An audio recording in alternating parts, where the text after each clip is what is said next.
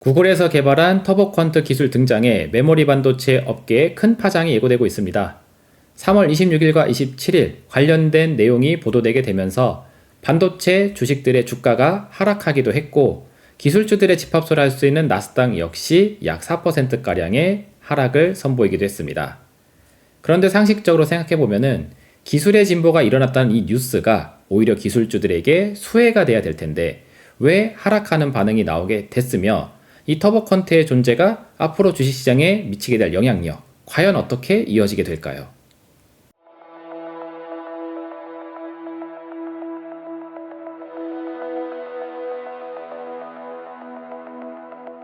안녕하세요, 정예준입니다.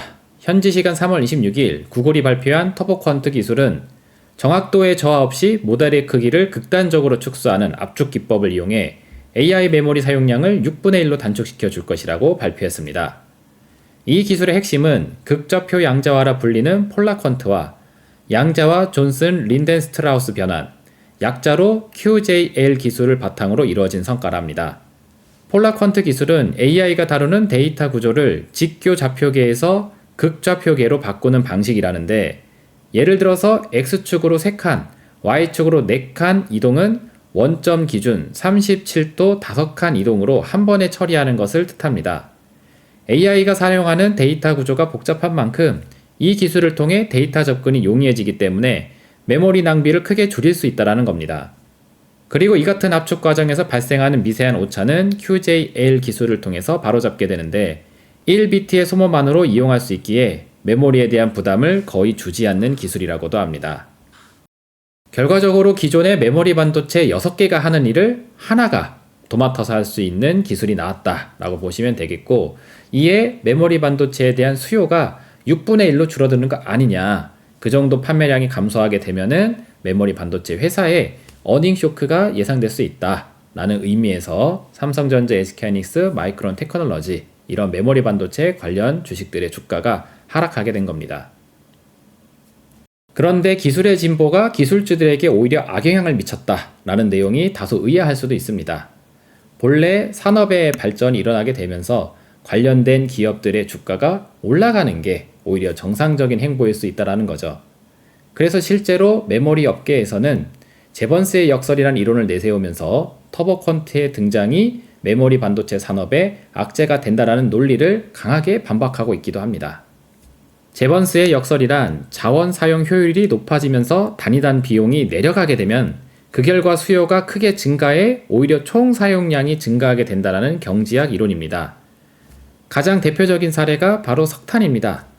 19세기에 이르러 석탄을 통해 에너지를 생산하는 기술이 크게 발전함에 따라, 예를 들어 석탄 10kg으로 뽑아낼 수 있는 에너지의 양을 단 5kg만으로도 뽑아낼 수 있게 에너지 효용이 증가하게 되니까, 이에 많은 사람들이 비용이 저렴해진 이 석탄을 더 많이 쓰려고 하는 수요가 급증해지게 돼서 오히려 석탄의 총 사용량은 더 증가하게 되었다는 것입니다. 21세기 정보화 시대에 맞춰서 종이 재지의 사용량이 크게 줄어들지 않을까 걱정했지만, 막상 정보가 크게 늘어나는 시대에 맞춰서 인쇄물이 늘어나고 이에 따라서 종이도 많이 쓰이게 된 것처럼 AI 산업에서도 이번 터보 퀀트의 등장이 궁극적으로는 메모리 반도체의 사용량 총량을 늘리게 할 것이다 라는 게 이 반박의 논리 되겠습니다. 가만히 들어보면은 꽤나 설득력 있는 논리이다 라고 생각될 수도 있는데, 주식시장도 과연 이를 똑같이 생각하고 있을까요?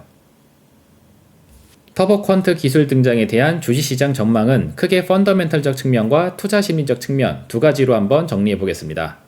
첫 번째로 실적 펀더멘털적 측면부터 살펴보도록 하겠습니다. 앞서 살펴본 제번스의 역설 논리에 대해 저는 다소 회의적인 시각을 가지고 있습니다. 메모리 반도체 주가 상승에 그 실적 기대감이라는 배경을 살펴보면은 AI 기술에 대한 수요 증가 측면보다는 AI 기술에 대한 비용 증가 측면이 더 앞서 있다고 보기 때문입니다. 그간 메모리 업계의 실적 성장 메커니즘을 살펴보면은 IT 기술 회사가 AI 인프라 구축을 위해 반도체를 매우 비싸게 높은 비용을 들여서 사들여줬기 때문에 메모리 반도체 회사가 막대한 마진을 남길 수 있는 큰 장사에 성공할 수 있었던 구조가 형성되어져 있습니다. AI 경쟁력을 확보하기 위해 첨단 메모리 반도체 칩을 생산해 줄 수 있는 소수 기업에게 큰 돈을 들여서 메모리 칩을 사줬고, 이 과정에서 메모리 반도체 회사는 70에서 80%가량의 마진을 남길 수 있는 폭리를 취할 수 있었던 것입니다.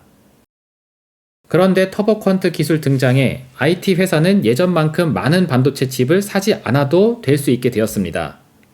폭리를 취하는 메모리 반도체의 갑질 횡포에서 다소 자유로워질 수 있게 되었다는 뜻입니다. 이제 메모리 반도체를 판매하는 경쟁 관계를 맺고 있는 회사들끼리 가격 경쟁을 하게 되면서 IT 회사라는 고객을 확보하기 위해 서로 로비를 해야 되는 상황이 되었다는 거죠. 이에 그동안에 누렸던 70에서 80%가량의 영업 마진은 점점 약화될 수밖에 없는 겁니다. 제번스의 역설에 의해서 가격이 떨어진 반도체에 대한 수요가 다시 급증하게 되면서 관련 산업이 다시 성장할 수 있게 되지 않을까, 이런 생각을 해볼 수도 있겠는데, 이 이론이 적용되기 위해서는 필요한 전제 조건이 있습니다. 바로 호황 경기에 의해서 수요가 계속 살아있어야 된다는 거죠. 2차 전지 붐이 일었을 때와 마찬가지로 경기가 악화된 시점엔 자동차 자체가 안 팔리게 되는데 어찌 전기차 판매량이 유지될 것이며, 전기차의 핵심 부품이라 할 수 있는 배터리가 잘 팔릴 수 있겠냐고 지적했던 것처럼 호황 경제에 의해서 수요가 유지될 수 있어야 된다는 게 제번스 역설의 핵심 전제 조건 되겠습니다. 현재 불황 경제 속 배터리 산업이 그러한 것처럼 캐즘이란 이름의 일시적 수요 악화는 벌써 3년째 유지가 되고 있으며 앞으로도 이게 개선될 수 있는지 여전히 불투명한 상태에 빠져 있습니다. AI 반도체 역시 마찬가지일 수 있습니다. 이미 AI 소프트웨어 기업들은 막대한 인프라 구축 비용의 실적 전망이 어두워지고 있어 이렇게 계속 AI 산업 인프라 구축에 막대한 비용을 감내하는 게 맞는 일인지 의문을 갖기 시작을 했습니다. 여기에 불황 경제에 따라 소비자의 AI 상품에 대한 구매 의지가 꺾이게 된다면은 AI 인프라에 대한 수요, 즉 반도체에 대한 수요는 예전 같지 않을 수 있다라는 뜻이죠. 두 번째로 투자 심리적 차원에서 접근해 보도록 하겠습니다. 터보퀀트 이슈 발발 시점에서 일단 기술주들의 즉각적인 반응은 매도 하락이었습니다. 26일, 27일 양일간 나스닥 지수는 4.4%, 필라델피아 반도체 지수는 4.7%가량 하락했습니다. 일단 해당 이슈에 악재적 반응을 보였다라는 건 AI 소프트웨어 기업들에게 피어오르던 기술 버블론이 AI 하드웨어인 반도체 분야에도 전이되기 시작했다라는 뜻이라 볼 수 있습니다.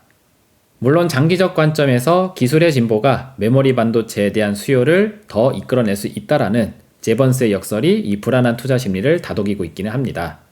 하지만 그 미래로 가는 데까지 걸리는 시간이 얼마나 소요될 것인가, 여기에 대한 명확한 답변을 할 수 없는 심리 상태라면은 기대감보다는 우려감이 여전히 계속 커져 있을 수 있습니다. 우린 배터리 사례에서 똑같은 경험을 해봤습니다. 캐즘이라는 이름으로 일시적 수요 악화가 있을 거라고 생각했었던 배터리가 3년이 넘어가는 시간 동안 수요 개선이 일어나지 않고 있는 모습이 보이게 되면서 배터리 관련주에 대한 투자 심리는 기대감보다 우려감이 더 앞서 있는 게 현재 상황이기도 합니다.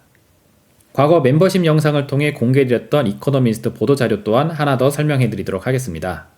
1970년대 컴퓨터의 등장과 2000년대 컴퓨터 보급 사이에는 30년이라는 공백기가 존재했습니다. 그런데 우리는 2000년대가 돼서야 현실이 될 수 있는 기술을 만들기 위해 1970년대에 갖추고 있는 기술을 기반으로 인프라 구축에 필요한 비용을 계산하게 되면은 너무 허무맹랑한 결과값을 도출하게 될 것입니다. 즉, 조그만한 사이즈의 네모박스 PC 한 대면 될 일을 1970년대 애니악과 같은 공장만한 인프라 수백 개를 설치하려고 비용 계산을 하고 있는 걸 수도 있다는 뜻입니다. 앞으로 제2의 제3의 터보퀀트 기술의 등장이 메모리 반도체 사용량을 또다시 10분의 1, 100분의 1 이런 식으로 줄여낼 수도 있을 텐데 우리는 현재 기술을 가정으로 해서 반도체 수억만 개가 필요한 게 아닌가, 이런 잘못된 억측을 했다라는 의문이 들어서기 시작하게 되면은 이게 더 투자 심리에 악영향을 미칠 수 있다는 뜻입니다. 마지막으로 금리가 미치게 될 투자 심리에 대해서도 살펴보도록 하겠습니다. 빚을 활용해서 주식을 사도 된다라는 그 투자 심리가 용인이 될 때 삼전 닉스의 과거와 같은 매수 행렬이 가담하게 될 텐데 높아지는 금리에 따라서 빚에 대한 부담이 자꾸 늘어나게 되면은 이 같은 매수 심리는 점점 악화될 수밖에 없습니다. 그런데 최근 중동전선 악화에 따라 고유가, 고금리, 고환율 우려가 지속되고 있는 만큼 B2의 투자 심리도 점점 악화되기 좋은 형국에 있습니다. 현재 미국의 10년물 국채금리는 4.4% 수준에서 진행되고 있고 한국의 10년물 국채금리는 4.0%에 근접하면서 미국의 국채금리를 빠르게 추격하고 있는 상태입니다. 한국의 국채금리가 미국의 국채금리를 추월하는 이 밸런스 상태를 유지하기 위해서는 앞으로 0.5%포인트가량의 추가 상승을 더 기록해야 될 수도 있습니다. 이 같은 금리 상승 기류에 맞춰서 가장 대표적인 시중금리인 주담대 대출금리는 7%를 돌파 중이기도 합니다. 금리 상승에 의해 빚을 용인하지 않고 있는 부동산 시장이 최근 무너지고 있듯이 주식시장 역시 금리 상승에 결코 자유로울 수 없다는 점을 고려할 때 터보퀀트 등의 이슈가 삼전 닉스의 투자 자신감을 떨어뜨리고 금리 상승 이슈가 대출 이자에 대한 부담감을 계속 키운다라면은 결코 이번 터보퀀트 이슈가 가벼운 일이 아닐 수 있습니다. 저는 앞으로 마이너 리포트 방송을 통해 이 투자 심리에 대해서 계속 추적을 해 나갈 생각입니다. 빚을 용인하게 하는 주식 투자에 대한 자신감과 빚을 용인하지 못하게 하는 금리 상승에 대한 두려움이 만나서 어떠한 주식시장을 만들어 나가게 될지 계속 이어보도록 할 테니 다음 주에도 마이너 리포트 방송 함께 하시길 바라도록 하겠습니다. 감사합니다.